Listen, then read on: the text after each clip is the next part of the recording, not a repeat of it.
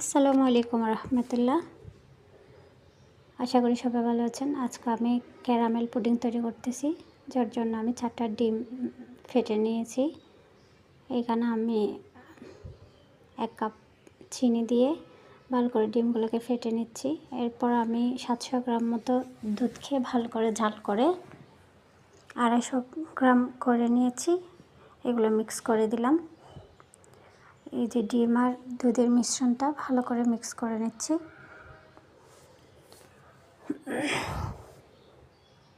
আমার মিক্স করা হয়ে গেছে। এরপর আমি ক্যারামেলের জন্য একটি ফ্রাই প্যানে 1 কাপ চিনি দিয়ে ভালো করে জাল করে নিচ্ছি। এরপর আমার ক্যারামেলটা যখন আমার পছন্দ মতো কালার চলে আসছে, আমি যে পাত্রে পুডিংটা সেট করব সেই পাত্রে আমি গরম থাকতেই ক্যারামেলগুলো ঢেলে দিচ্ছি। তারপর আমি এই পাত্রটাতে দেওয়ার পর ঠান্ডা করে নিলাম ক্যারামেল করা।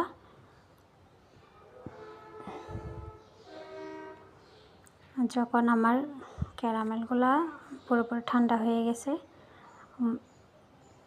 ওই সময় আমি ওই যে আমার ডিম আর দুধের যে মিশ্রণটা আমি আগে থেকে করে রেখেছি, সেই মিশ্রণটা এই ক্যারামেলের উপরে একটি ছাঁকনি দিয়ে ছেঁকে দিয়ে দিলাম।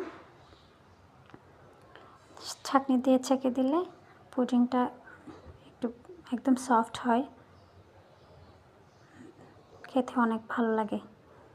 তো এভাবেই ছেঁকে দিবেন আপনারাও যখন বাসায় তৈরি করবেন। এরপর আমি একটি ডেক্সিতে পরিমাণ মতো পানি দিয়ে একটি স্ট্যান্ড দিয়ে আমার পুডিংটা 20 থেকে 25 মিনিট রান্না করে নিলাম। ফিরে আসছি 25 মিনিট পর।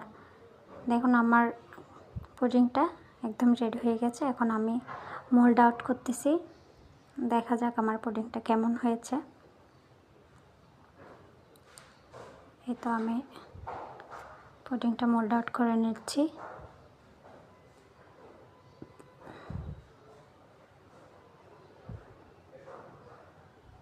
আমার পুডিংয়ের ক্যারামেলগুলো বের হয়ে গেছে।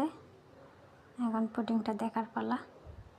মাশাআল্লাহ, দেখেন আমার পুডিংটা কত সুন্দর কালার আসছে, খেতে অনেক মজা হয়েছে। আপনারাও সহজে এভাবে ক্যারামেল পুডিং বানিয়ে বাসায় খাবেন। আসসালামু আলাইকুম রহমতুল্লাহ।